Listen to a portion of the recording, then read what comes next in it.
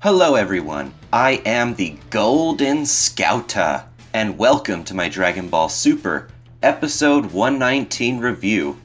I will be covering the following categories for the review. Enjoy the video. So what I liked about this episode, honestly I didn't really find anything to like in this episode. Besides maybe Roshi acknowledging the original Invisible Man fight, I can't help but smile at continuity nods.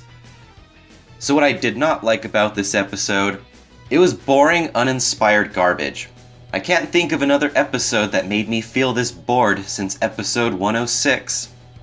For the story and pacing, this was Universe 4's last stand, and it was pretty disappointing. It seemed like once the three fighters' weaknesses were figured out, they were knocked out within 20 seconds. I guess I would have liked to see Universe 4 live up to even a fourth of the hype everyone was giving them. Also, there was no follow-up to Beerus reacting to Champa being erased, and that was also really disappointing. So for the visuals and audio, this episode looked pretty subpar, but at least the soundtrack was good. Beerus was constantly off-model, and Piccolo's mouth blast looked weird, since it didn't come straight from his mouth. I also thought the fights in this episode didn't look very dynamic, since 80% of the time, it was either continuous punches or rapid-fire ki blasts. I really think that contributed to the episode being lackluster. For the character utilization, for RoboCop, Power Ranger, Pepsi Man guy, I was planning on saying, what was the point of this character? Until I realized his role was to ultimately be a scapegoat to show how much of a threat the Universe 4 bug was. Good job, Super, on covering your tracks with this otherwise pointless character. So for Vegeta, like Beerus, he has no follow-up reaction to Universe 6 being erased, even though he said he was in a terrible mood because of it. I would have laughed at his final joke if it wasn't directly after Universe 6 got erased. I thought it was really out of place.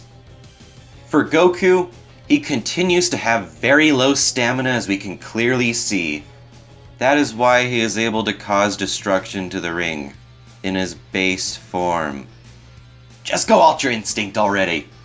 So for Piccolo, like Ten Shinhan, his elimination was very weak and could have been handled way better. I didn't think it had the proper build-up. This could have been a very emotional elimination. But Gohan's reaction wasn't even anything special, and he didn't even get to avenge Piccolo, so there wasn't even a payoff moment for that. I like number 17 and all, but him taking out Universe 4 I thought was a bad decision. For the Universe 4 fighters, for being built up and hidden all this time, they were taken out relatively easy, and were kind of lame. Not even the tiny blue guy's illusions were that interesting. Also, why didn't the invisible or bug fighter try to knock out Jiren when he was frozen near the edge? Bad writing, I know. So, for my overall rating for this episode, I will give it a 2.25 out of 5. This episode had a lot of parallels with episode 106, and I even gave it the same rating. This episode confirms yet again that Super is terrible at utilizing the Battle Royale format. We never get any insight to what any of the other fighters outside of Universe 7 are doing, even though there are all these explosions conveying that fighting is going on. But yet we never see any battle damage from anyone, so those explosions might as well be everyone lighting fireworks. It also seems like a majority of the fighters are introduced on the same episode they are eliminated on, or once we warm up to them, they're erased. This doesn't give us any chance to connect to any of the universes that are minor, like Universe 3 or 4. Nobody cares about them. And this is why. But next week, Universe 3 is going to form their Megazord and will probably get knocked out by Gohan. Let's just get on to Universe 7 versus Universe 11 already. So those have been my thoughts on Dragon Ball Super, Episode 119, and the next episode preview for 120.